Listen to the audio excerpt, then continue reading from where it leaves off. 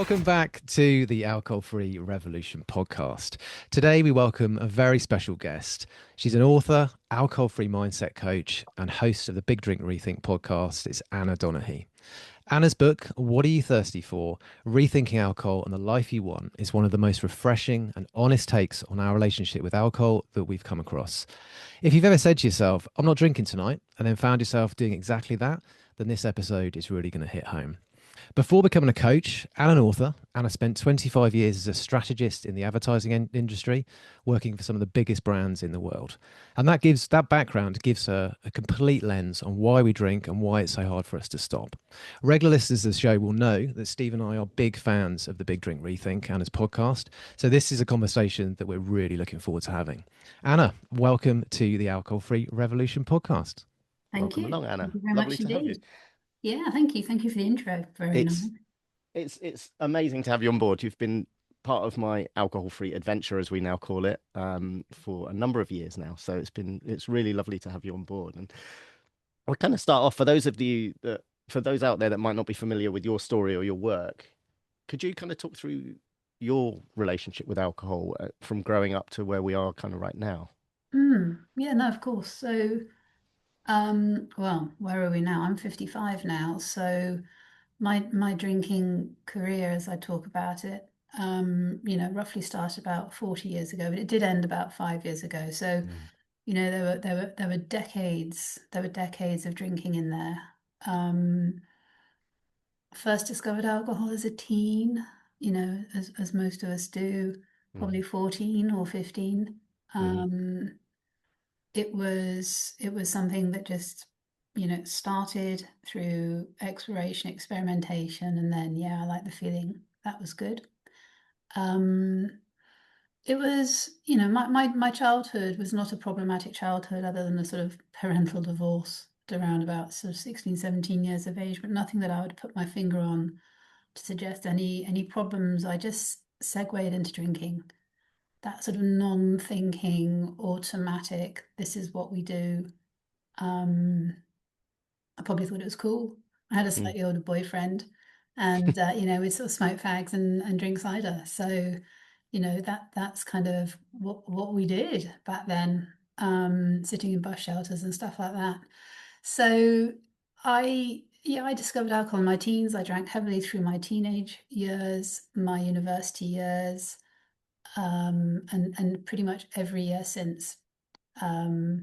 Various jobs that I went to. I always talked about, the industries that I was in as being sort of relatively alcohol soaked, but actually show me an industry that isn't. It's pretty much everywhere. But I drank first in a sort of manufacturing environment when I first left university, and then all the way through a sort of marketing and advertising career. That career ended about 3 years ago, 2, 3 years ago, when I became a coach, alcohol coach, based on my experiences of finally quitting. I could not go on drinking and behaving the way that I was, treating myself the way that I was, and letting the ripples, roll out into my immediate family and my immediate environment in the way that I was. I was exhausted. So I don't have any sort of big story of rock bottom. There was no chaos, or there was chaos internally, but there was no sort of big drama, no big crisis, no interventions, no one sort of taking me aside and giving me huge ultimatums. But I knew I couldn't go on the way I was, and I was absolutely exhausted and broken. And a lot of it was just the strain of trying so hard to keep everything together and show a very different view to the outside world. It was just, got to breaking point from my own sort of mental health and my physical health as well. I think I was struggling. So I quit. Really interesting though that it was off the back of, at least 25 years in an advertising industry where I helped build the stories, the influence, the persuasion to by brands and products, some of which were alcohol brands and products. So I do sometimes describe myself, probably a bit meanly, but a bit harshly, as sort of poacher turned gamekeeper. I lived inside those stories. I lived inside the stories that I helped create, really. So maybe some people have said as of, oh my God, but actually, do you know what I mean? It's a culture, it's a narrative we all live within. So I quit finally through the This Naked Mind approach, which I know you're very familiar with. I did their sort of signature long, sort of year-long path. It was called The Path, and it was coaching led, but quite a big group. And the content was fabulous. The approach was life-changing for me. And I went back after that and said, can you, train me to do that, please? Because, that's what I wanted to do. And that's now what I've been doing for the last couple of years is coaching inside my own practice, but very much aligned with those methods. Yeah, I know. Thank you. I mean, I noticed that, you trained under Annie Grace and This Naked Mind. That was kind of, I know, speak for James as well, kind of my introduction to it myself through the 30-day alcohol experiment, and James through This Naked Mind. And that was very foundational in your own coaching. I know I'm jumping ahead a little bit here, but at what point did you start to think, right, maybe I need to write my own book?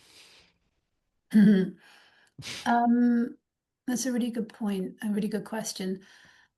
I never wanted to write a book which was necessarily a memoir or a how I quit sort of book.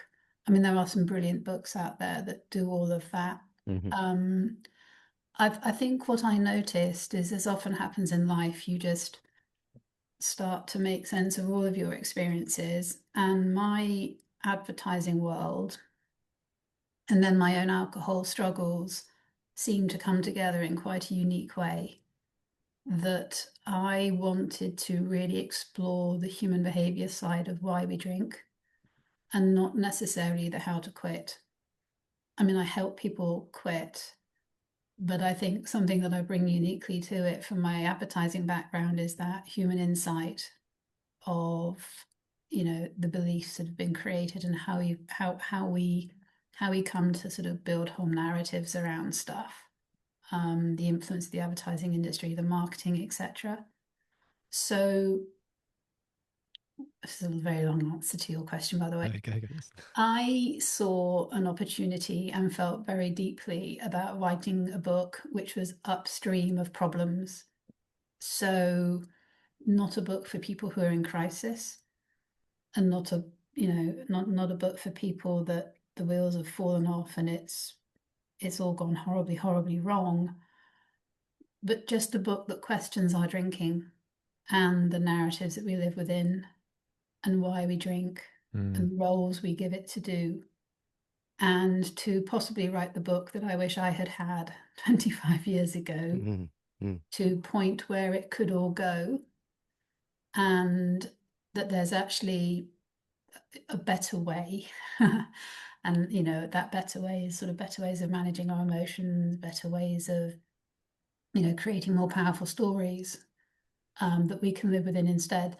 So I think it was because I saw a gap. I think as my coaching took off and I realized that the greatest need for coaching, and the people who I tend to coach most often, is that massive middle ground of drinker for whom there isn't actually a huge crisis yet. Yet. They can be called the sort of the grey area drinker as well, but it's more about, as I say, being upstream of the actual chaos and throwing away. It's an awareness book Completely. as much as anything. I know you describe it as a what if book rather than a how to, and I think that captures it so well. Because I'll be honest, you first came on my radar probably about maybe a year and a half, 2 years ago, and somebody forwarded me the episode of the Big Drink Rethink where you really delve into the advertising side of it, and that Mm. I kind of knew. I kind of knew a lot of that anyway. I was already 3 years sober, but I remember playing it to my wife in the kitchen, going, "Oh, you've got to listen to this. This is such an incredible narrative around alcohol," and I regularly point people in my coaching clients to the Big Drink Rethink, and particularly that episode, because once you understand the cultural backdrop, if you like, that's created through. I think you talk about it actually in the book about billions and billions of dollars spent by alcohol and the big alcohol to create this. Now, when you have we have a phrase that we use quite a lot, which is when you're inside the jar, you can't read the label. And I think that's so closely tied to alcohol advertising and the world around us, and what we're told literally from the day we're born to the day we die is that why would you not drink? Yeah. And having an aware, and you're completely right when you talk about awareness, and I think you really have carved out like a real USP, I think, with that, Anna.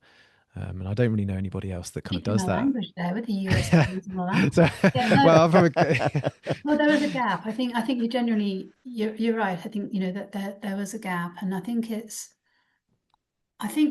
the fact there even is a gap is so symptomatic of the issues that we have, though, because, you know, in Western culture, it's not just the UK, but, in Western societies, alcohol is ubiquitous. It is, even though we all live in a world of talking about alcohol freedom and things like that every day, the majority of people don't. It is no. still a complete way of life. And I mean, literally, it's a way of life. It is a given. It's, it is as given as breathing and walking and, we drink as a culture, we drink. It's our go-to for so many, many Mm, different things. And mm, therefore we just don't question it. We Mm. we don't question it until something goes wrong. And then we go, what's wrong with that person? That they can't drink properly, and it's just bonkers. And I think one of the things that I really, really wanted to do with the book is question the given nature of our drinking, and the fact that we obviously then point the finger at people when it all goes a bit tits up, and just say, we're asking the wrong questions. But asking the wrong questions, but if we have to wait until people get to a crisis or a problem and then say, are you drinking too much? Then we as a whole country, whole culture are asking the wrong questions. And the book comes at it from the question of, is your life good enough? Don't wait until things have gone wrong before you question alcohol. The question we should all be asking ourselves, in my opinion, my humble opinion, is your life good enough on every dimension? And if it's not, it is just worth taking a look at whether alcohol has got anything to do with that. Because a little bit like the sort of the fish that swims around, or the frog rather, that sort of gets put into water and heated gently, alcohol can affect us and change our environment and change the dimensions of our lives in ways that we don't even notice. We just don't notice. So unless we actually stop and question it, we are on a sort of a natural trajectory, for want of a better word. So again, upstream of problems, it's just about have a look. Just be curious curious. and Yeah, that's the word you use a lot. I always regularly hear you say we're curious. I think that's such a great lens. it's Uh, it's it's the lens for me, because it's there's no shame attached to curiosity. There's no blame. There's only growth. There's only opportunity. There's only, possibility attached to just saying, I'm just going to get curious mm, about what I drink for and why, and maybe why I drink in the pattern that I do, or why I drink as much as I do. Not because I'm necessarily going to go and make sweeping changes with that information, because I may decide not to, but because it's just good to know. And there may be some red flags in there. and there may be some real opportunities to enhance your life. Maybe they take a little bit more effort than opening a bottle of wine, but there could be some really rich opportunities in there to enhance life rather than default to sort of what is effectively a quick fix. So yeah, curiosity. It's probably one of the words I band around most often. It's just a book about asking questions, and not being afraid of what the answers are either, because it's just information. That's what really struck me about the book, actually, was that and it's delivered in. I personally listened to it on audiobook. I know we were talking before we started about sometimes these types of books are often well received in that way, but it just delivers it in such a way that's very curious, that it's not intrusive. I loved that. It was just like, is it serving you?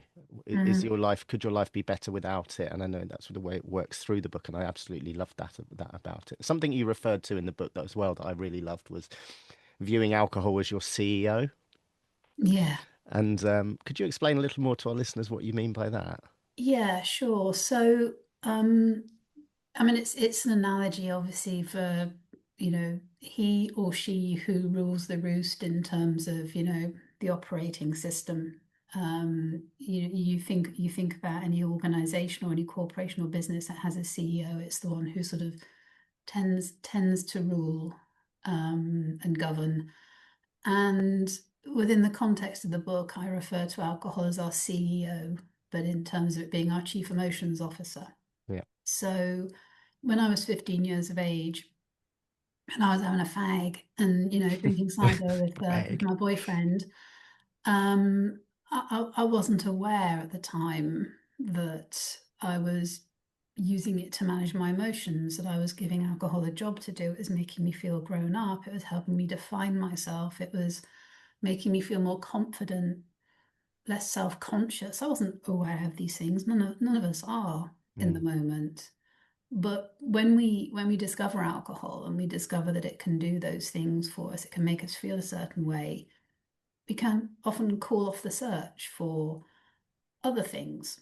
I know the thing now. I found the thing that can flick a switch and make me feel X, Y, and Z. And that goes with us through life, through virtually every stage of life. Life is, it is just a massive sort of pathway and route through lots and lots of different emotions. And we use alcohol to manage those emotions. And in the book, I use this analogy that, first of all, it starts off as our PA. It's a thing that we can ask us to help us on occasion with certain tasks. But before we know it, unless we are careful and unless we sort of question it with curiosity, it can become, promoted through life. It can gain traction and it can grow in its importance. And certainly as you go through life and you hit emotions of a different type, sometimes with real force, grief, trauma, loneliness, overwhelm, stress, burnout, you name it, life will throw it at us. If we are already used to that delegation, giving alcohol the job to do, then very, very soon it can grow in its importance in our life and become, the chief emotions officer. So it really is a sort of a sense that certainly before I finished my drinking career, for me, it was that role.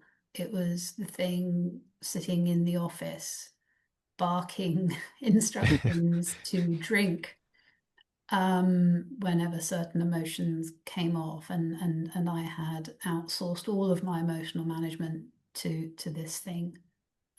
So yeah, it seemed in the context of the book to be quite a sort of a vivid image, also personification of the role that alcohol can take on.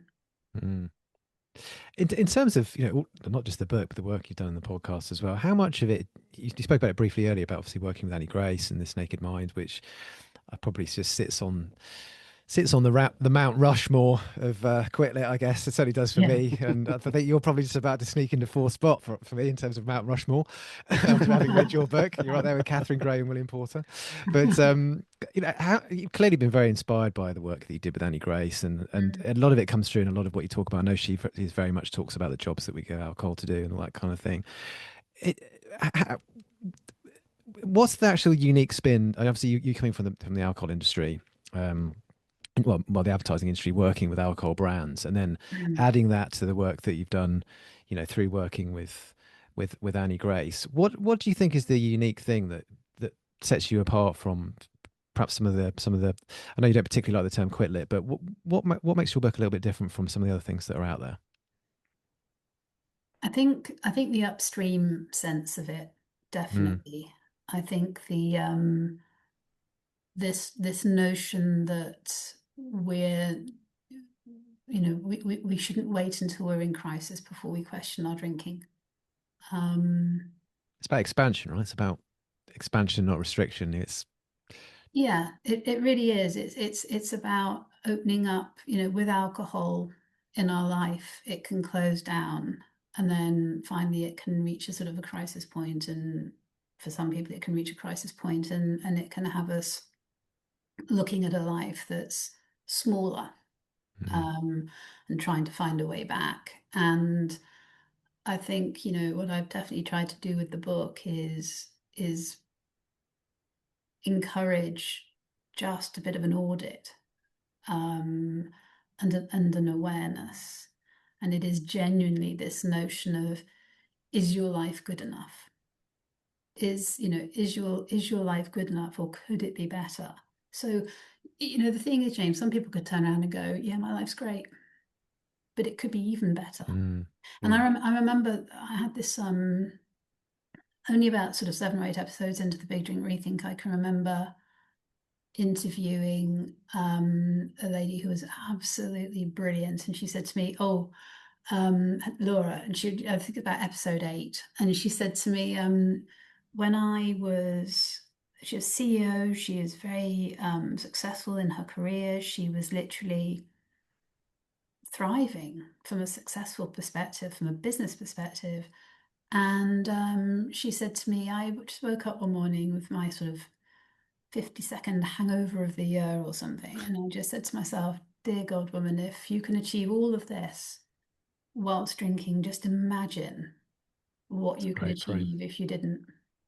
It's such a So good when, frame. it's just this sense of life could be good, but could it be great? Mm. And I think what sort of, I hope what sets me apart in that quit lit world is I'm also controversially not starting off from the perspective that you need to quit. I think you need to understand, and Mm. then you can do what you want with that information, as far as I'm concerned. Mm.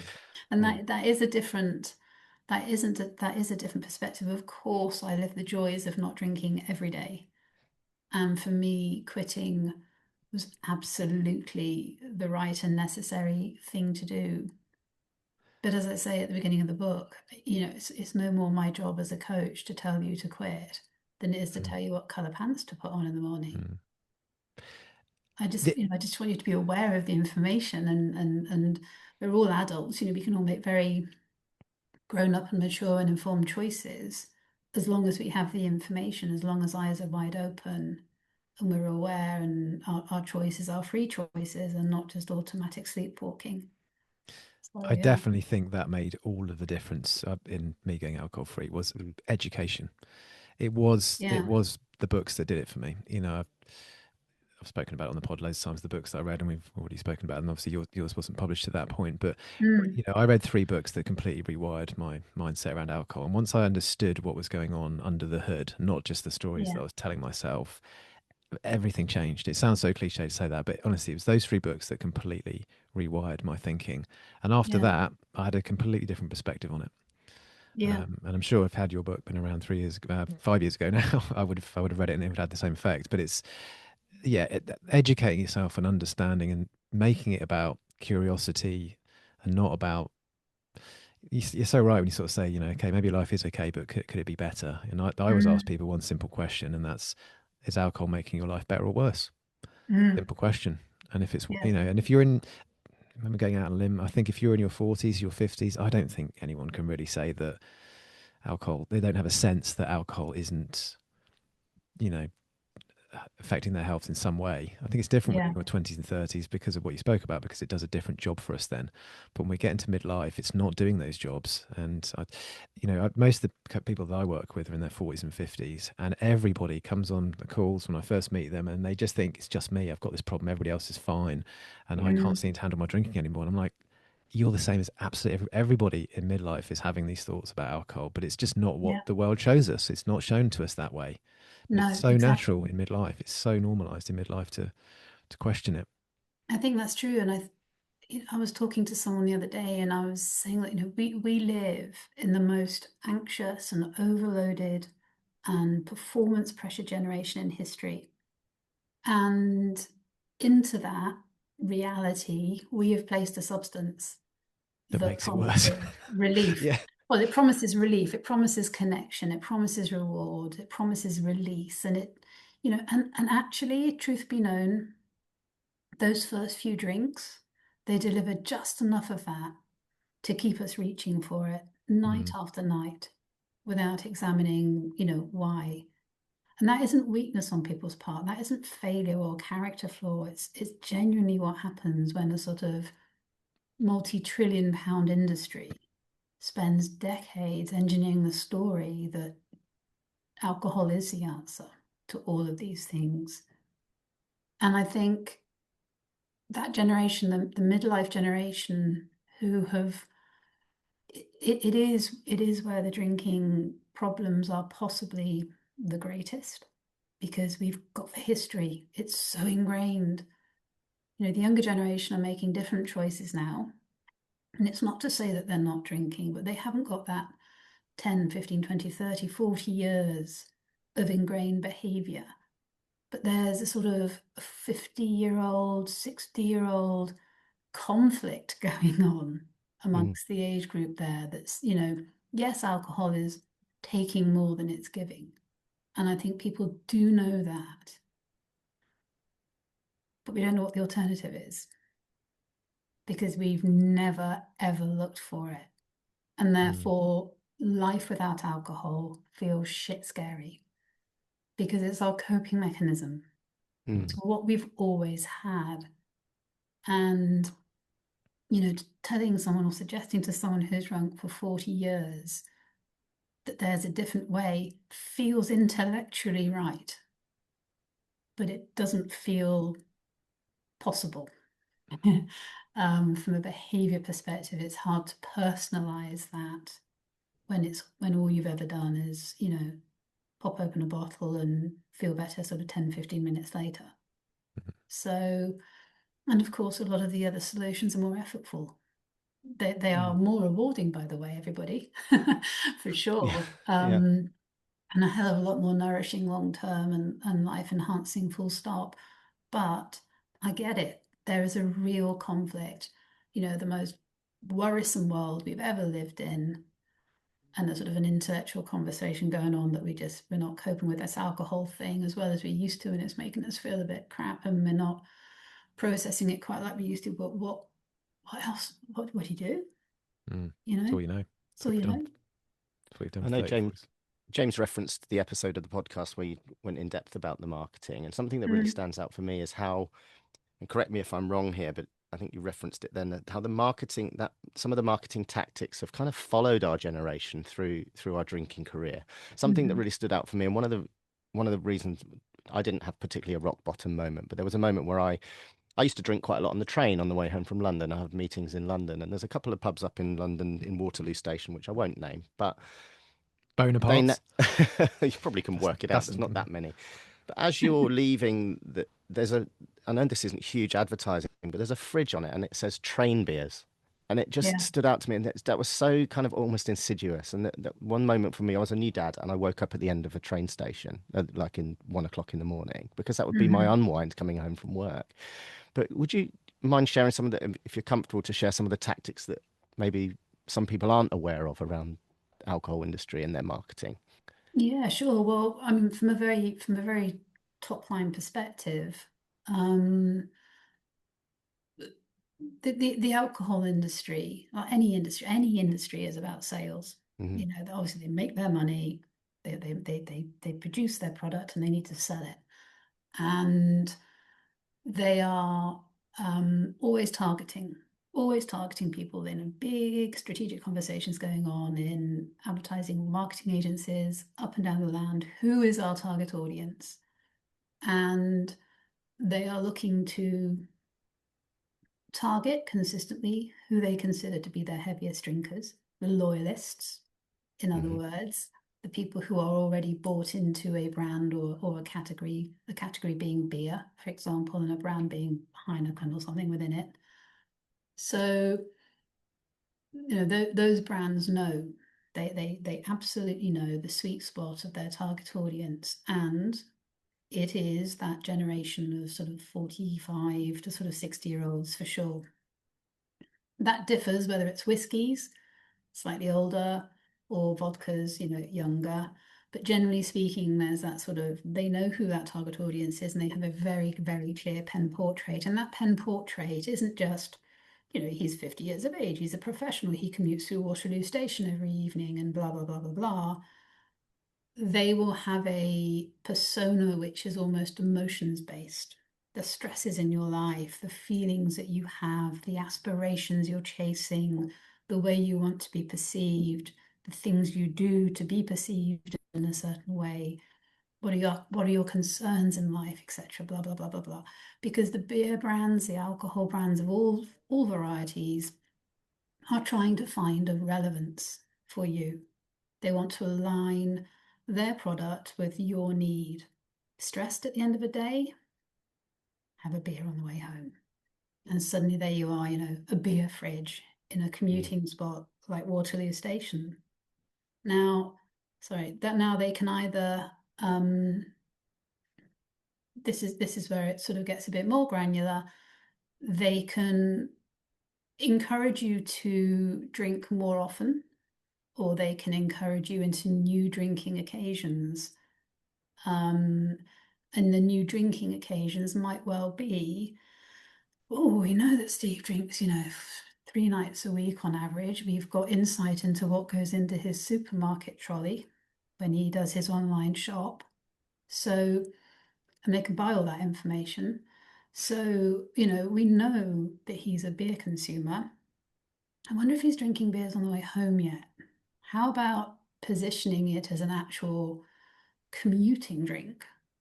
Not just the unwinding over, you know, a meal at the end of the day drink, but how about presenting it as a commuting drink? And that would be an occasion-based strategy. It's almost the same sort of strategy as you would say, all those new cocktails that you can now get in single serve, ready to drink cans. You know, the mocktails, the cocktail, well, not the mocktails, all the cocktails, or the various sort of ready to drink gin and tonics and things like that. They are created, a whole product category has been created for an occasion-based strategy, that you no longer need to be sitting at home to have a gin and tonic. You can have a gin and tonic out in the park at lunchtime. Hymns o'clock, right? Yeah, absolutely. Or, you know, we know that certain people don't want to drink beers on the way home or have a beer in Waterloo Station, but what if they had a little ready to drink cocktail in their handbag? Let's make it slim, and let's make it look feminine, and let's make it look sophisticated in a way that drinking on the train typically isn't. Isn't. You know, so it's all it's the so time. sophisticated. So, I've been there, believe me. I was never in first class either. I was Oh, no, squeezed no. up in the corner on the way home. No. All the time, thinking, you know, what need are we filling? How are we going to make it accessible? How are we going to market it? How are we going to make it feel aspirational and, you know, not grotty? So yeah, all the time. It's Think, terrifying, isn't it? How manipulated we are. It Oh really my is. I gosh. want to ask you actually on the subject of coming from a marketing background. What's your take on alibi marketing with 0%, Heineken Zero sponsoring like the F1 and Guinness Zero sponsoring the Six Nations? What's your take on all that? my take on it is it's highly questionable. Mm, Um, it's it's a great ploy to keep a mother brand like Guinness in front of an audience when either alcohol advertising isn't acceptable or it's sort of slightly scorned upon. So the example there being, Guinness Zero sponsoring the Six Nations, Mhm. people just remember Guinness, if yeah. I'm honest. And Mm. I'm not saying that just from sort of an anecdotal point of view. I read a report a few weeks ago that suggested that with that kind of marketing, it is the mother brand that is remembered. So sales of Guinness go up during that period of advertising, obviously not just Guinness Zero. And really, the thing that sort of is the bugbear for me is for the younger generation. And I'm literally talking sort of 11, 12, 13 year olds. They don't know the difference. Yeah, I've read that as well. Mm. That's, Mm. They don't know the difference. mm, So, that I think is possibly for me the thing that makes it more problematic is we're not talking about someone like myself who can go, the difference here is they're advertising the 0 0.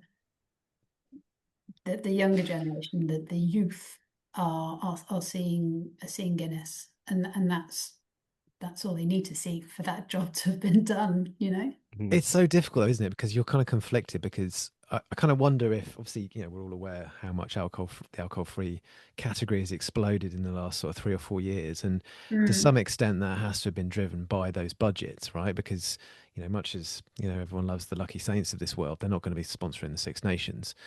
Just don't have that kind of money. So no. it's a difficult one because I can, and I don't, to be honest, I don't honestly know where I stand on it because I do feel quite conflicted. Because I completely agree with everything that you said there.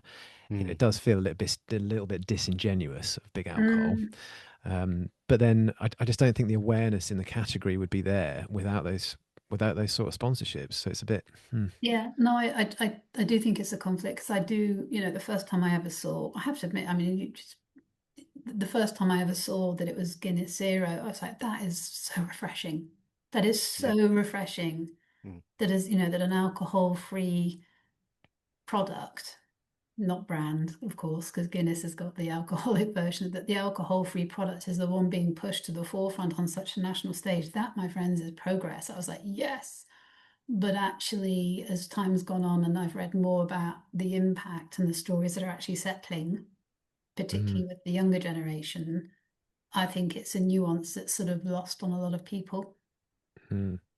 Yeah, makes a lot of sense. I was at an F1 event last year in Austria, which was sponsored by Heineken Zero. Couldn't buy Mm. couldn't buy Heineken Zero anywhere. I mean, there was beer tents everywhere selling Heineken, and none of them were selling Guinness Zero. Well, I this was is just a bit this like, is what? it. I was Ridiculous. coaching someone this time last year, or sort of March last year, and the Six Nations were going on, and they were, a big rugby fan, and they were off to Wales for one of the big Six Nations meetups. Mm, And yeah, we'd done the whole, okay, let's visualize your day. Let's think about how it's going to go, how you're going to get ready, what you're going to do, what you're going to do when someone asks you for a drink, and what your response is going to be, and sort of walking through the whole thing. And there was absolutely no alcohol-free lagers, beers, or Guinness available at the Millennium Stadium. And That's I, bad. despite the sponsorship, and that's where you just start thinking, you know what, that really grates mm, because you're pushing a story potentially for the publicity and the responsibility, the responsible side of things, but you're not actually backing it up with availability, which I thought was just a bit crap, to be honest. Yeah, that's really surprising, and that's a shame to hear that because I think yeah, I'm with James and yourself on that. I do think it's very conflicting, but I also think Guinness, when I speak to people about alcohol-free alternatives, Guinness is absolutely leading the way at the moment Oh because yeah. it's such a great that's an brand, incredible and I think product. that is such a shame because actually, not that there's the rugby has always had that that feel of it's not the football, is it? Everybody's so much more, the fans are not Gentrified. segregated. It's all, yeah, and it's all a bit more gentrified. So I'm really surprised to hear Mm, that, and that is a huge shame because I very much kind of sit on the fence with how I see it. I'm very much into triathlon myself, and a couple of events I've been to are sponsored by Erdinger Alcohol Fry, but they're giving it away in yeah, bundles, but they're yeah. overseas. That was in Germany, so yeah, it's I wrote the Millennium Stadium. oh. I literally And what did did. they say? Didn't get a Didn't get a response. reply. Well, there's a Really? surprise. There's a What? Funny surprise. that. Well, I remember. I know you had Millie Gooch on your podcast a little while ago. And I remember she put a post out. It was a good few months ago now, where she went. I think she went and saw Beyonce at Wembley Stadium, or so. She went to a big Mm, gig at Wembley, and she put this post up saying they had no alcohol-free alternative options at Wembley Stadium. And I was like, what? I mean, that no. is. I mean, more than anything, it's just a massive kind of commercial opportunity lost for one thing, because the Mm. amount of people that don't drink nowadays, particularly younger Yeah, people. yeah, And yeah, I kind of compare it to going into a restaurant and not having a vegetarian option. I think it's a bit yeah, like it's akin to Mm. that nowadays. Mm. yeah. It's insane. Joking aside, I mean, obviously, whoever that email landed with just thought, "Pff, tosser," and didn't reply to me. But the point is, we've got to flag it. Mm. It The- is a big opportunity missed on their part. It really is. I'm okay. 90% of the people going to watch a Six Nations match may well still be drinking, but 10% of a 40,000 people stadium is not an mm. Well, insignificant number. 20% of the adult population in the UK don't drink at all. Mm. That's 10 So million people. One yeah, in three people did dry January. I mean, yeah, what?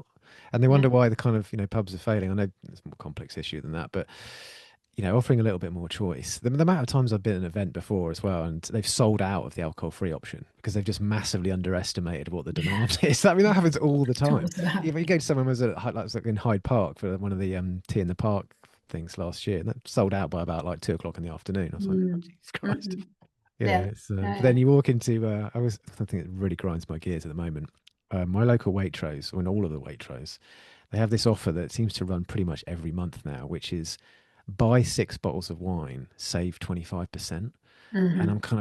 and this is a classic example of when you're inside the jar, you can't read the label, but buy 6 bottles, Mm. encouraging people to buy 6 bottles of wine. And in Waitrose, it's literally just all middle-aged people of our age just clanking along all the aisles, cart just full of bottles of wine. Yeah, it's like harks back to the 90s when we used to go on booze cruise to France to get loads of cheap beer. And I'm just kind of like, is that Yeah. really responsible these days? 6 bottles of wine? I walked in for one. I've left with Six. six, but it's Yep. great because one of them's free or I mean, 25. it's mental, but you are going to, if you've got Yeah, more booze in the house, you're going to drink yeah, more booze, right? It's common. yeah. That just really annoys me, really Yeah. irritates me. No, but again, it goes back to the marketing Mm. persuasion. Mm. Mm. Um, right there and then stood in the supermarket. Oh, you don't want to miss out on that promotion. Of course you Goodness Mm. don't. me. There's never any 0 bottles of wine in there either, which is a No. No, bit like, no, no. At Christmas, you normally have to walk through a valley of Baileys and vodka to get to the fruit and veg, right? Mhm. It's like yeah, and we wonder why. We wonder why. Yeah.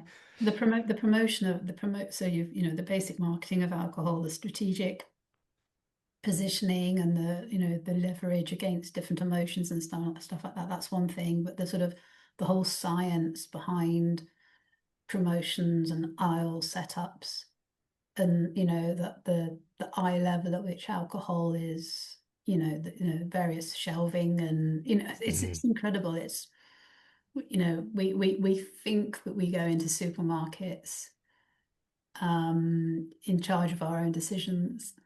We're really no, not. no. We're really not. I'd really love to ask you, Anna, a bit more, just to sort of pivot for a moment, just to Mm. speak a little bit about the Big Drink Rethink, because Mm. and obviously we've spoken about the book and everything, but I'll put it out there. I honestly think your podcast is the gold standard of podcasting in this space. I think it's absolutely fantastic. The amount of research that goes into all your episodes, particularly the toolkit episodes. I think the one thing that obviously, this podcast is a little bit different because it's more conversational. It's Steve and I kind of talking crap all day about being alcohol free. But I think, clearly the episodes that you do on your own are very, very well researched, because it must be incredibly difficult to talk for 45 minutes for an hour. So I can only imagine the amount of time that goes into them. And some of the guests you've had on as well have been, really amazing guests. And we pinched one or two of them, having heard them on your show.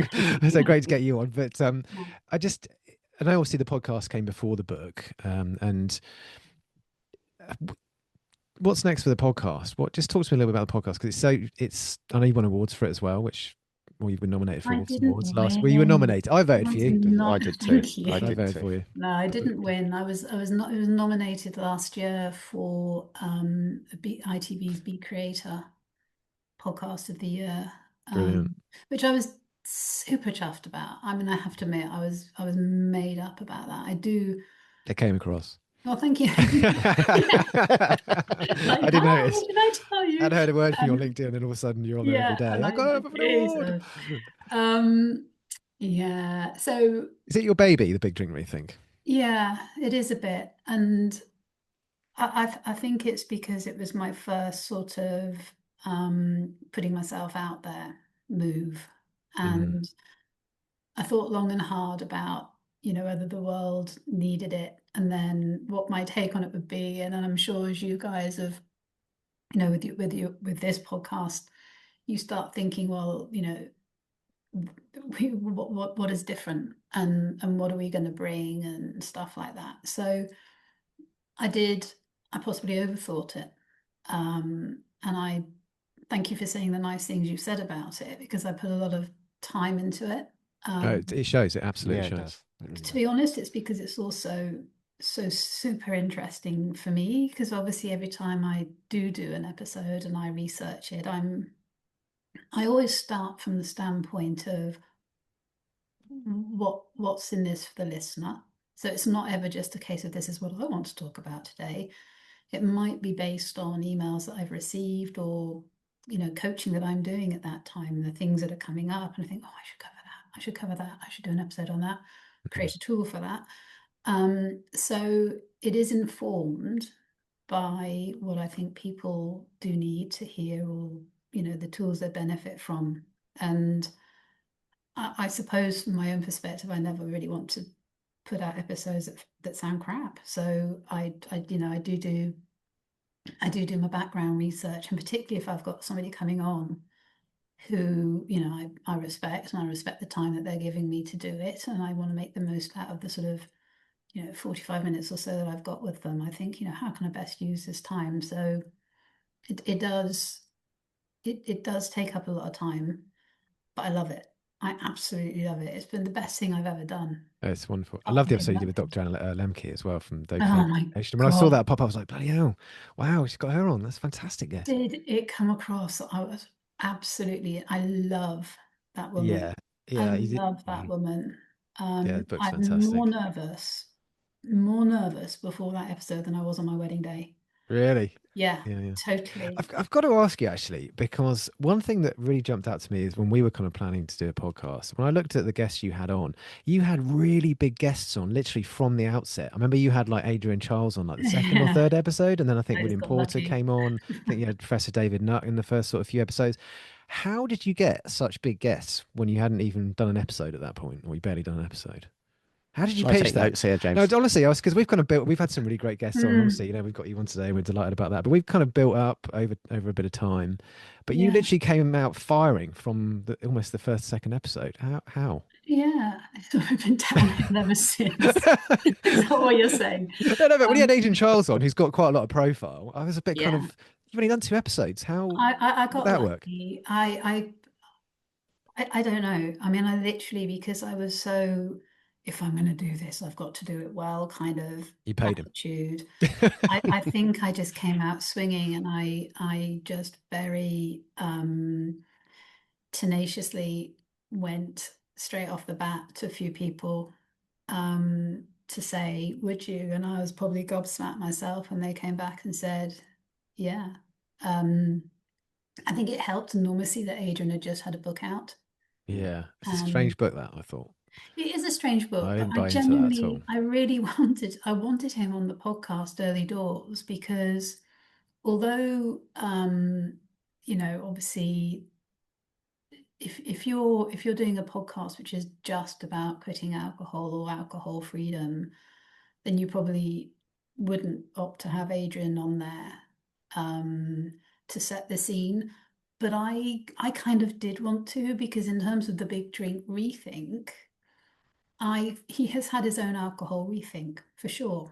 Mm, And I Mm. wanted to kind of make the point that it is as valid for him to rethink alcohol in that way as it is for other people to rethink it in their own way. And at the end of the day, although Adrian has sort of reduced his drinking down from something like a staggering 100 and something units a week to about 30 or 40, that for him is moderation.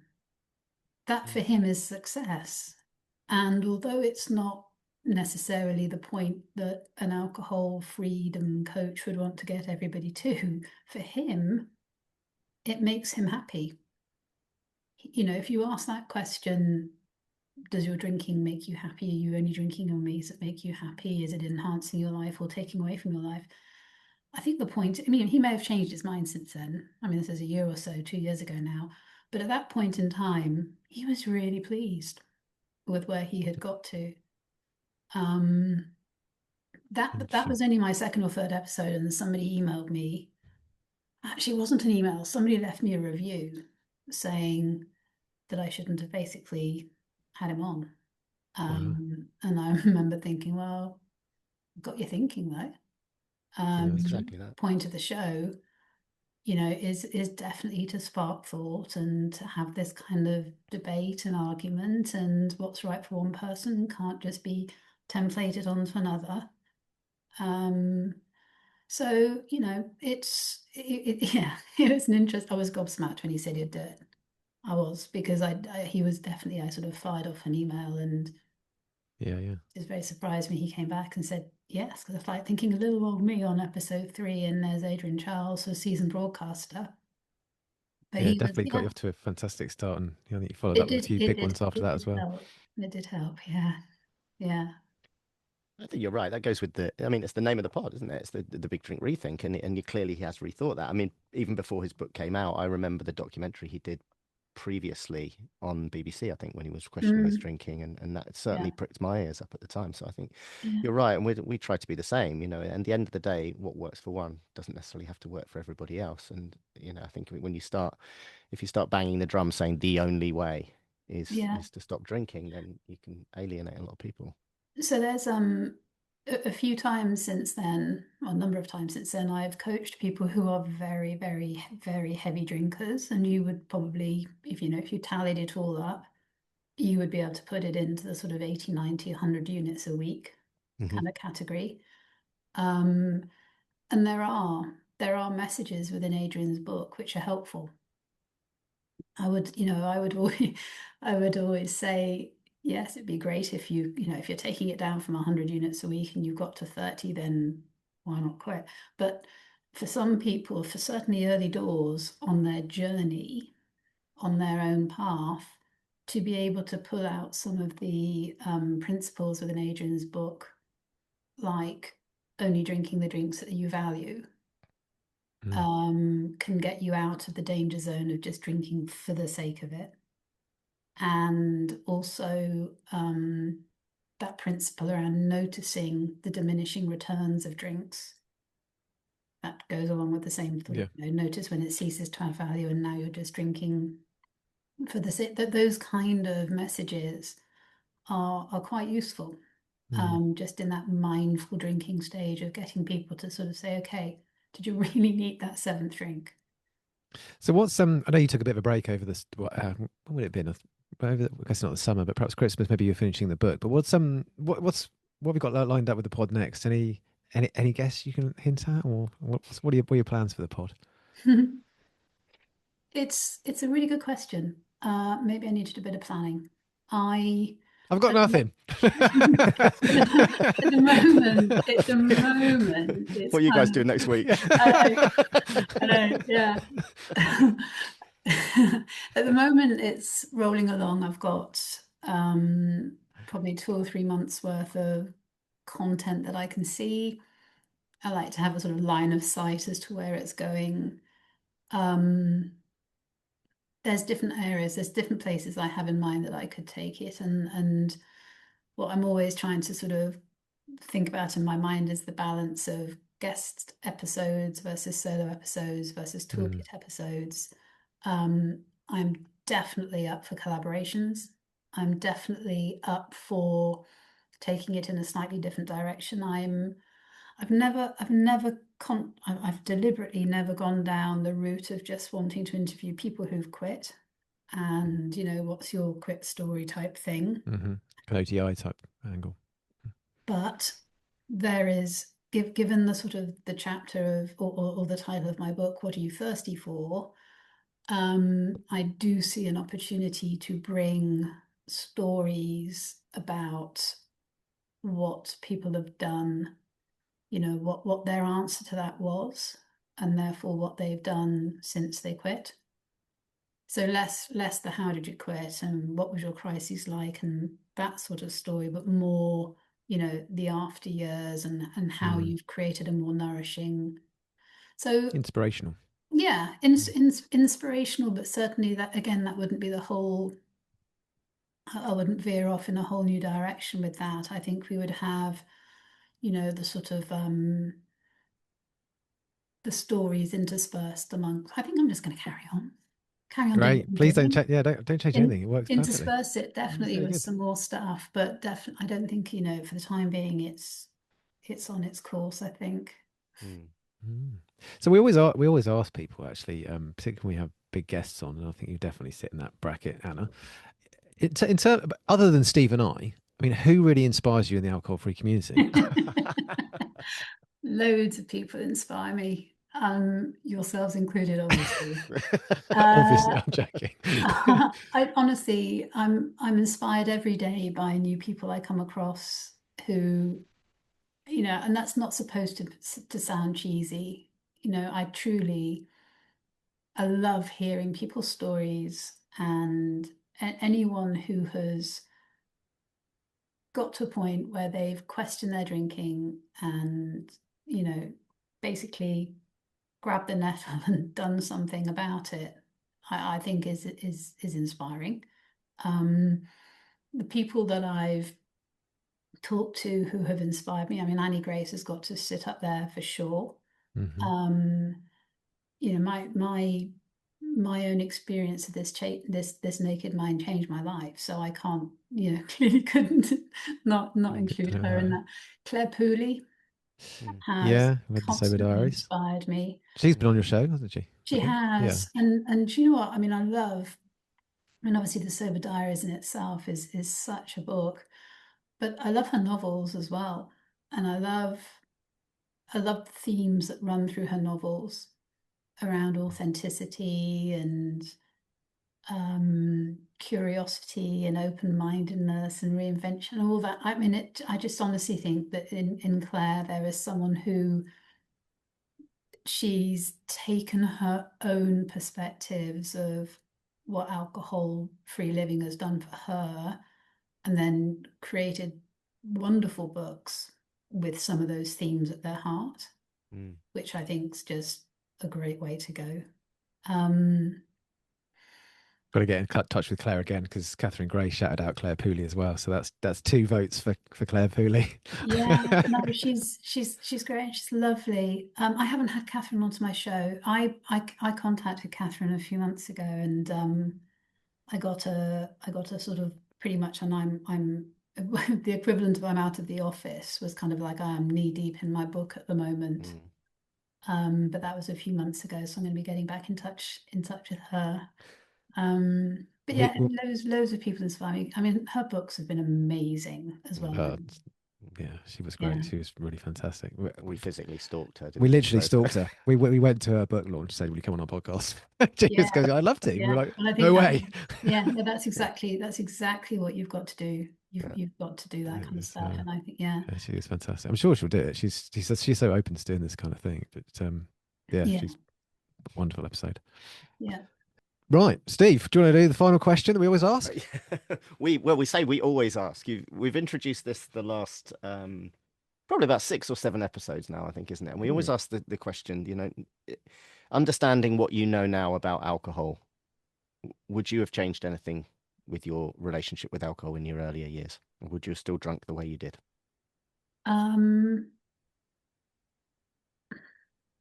Understanding what I know now, I would like to say, I'd like to say that I would have drunk differently. But you know, if I took that whole analogy of it being the chief emotions officer, and certainly that role that it became in my life, I would like to think that I would not have drunk the way that I did. But having said that, I was 15 years of age. Mm. So what 15-year-old do you know who does what the sensible thing? I don't know. I always say that although my drinking got me into a place where I was deeply unhappy and very, very exhausted and radically needing to change a lot of things, my life since I've given up drinking has been wonderful. And I often think you have to have those contrasts Completely. to know and to feel that. Mm. So, do I regret drinking the way I did? Yes. At the end, I had some great times drinking as well. Mm. You know, and obviously over the course of 30 or 40 years, there were some great times too. Do I wish it hadn't got to the point where it did? Yeah, I do. But I think I feel the contrast with life now more so because it got that bad. Mm. Mm. Mm. Yeah, And I I think that's also, amazing. you know, I just no regrets, you know. Let's always look forward.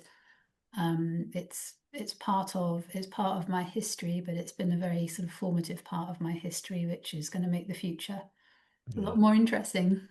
Makes you who you are. You wouldn't be doing what you're doing now if it wasn't for the alcohol, right? If you're Exactly. assuming you're happy with where you are now, which I think you Well, are. this is it. I mean, because now, you know, life for me and career and work and stuff revolves in this space. I wouldn't be here without Mm. those Mm. things. And I Exactly the don't know same what for else I us. would be doing, but I certainly wouldn't have written a book and launched a podcast and met some wonderful people in this space. So it's not all bad.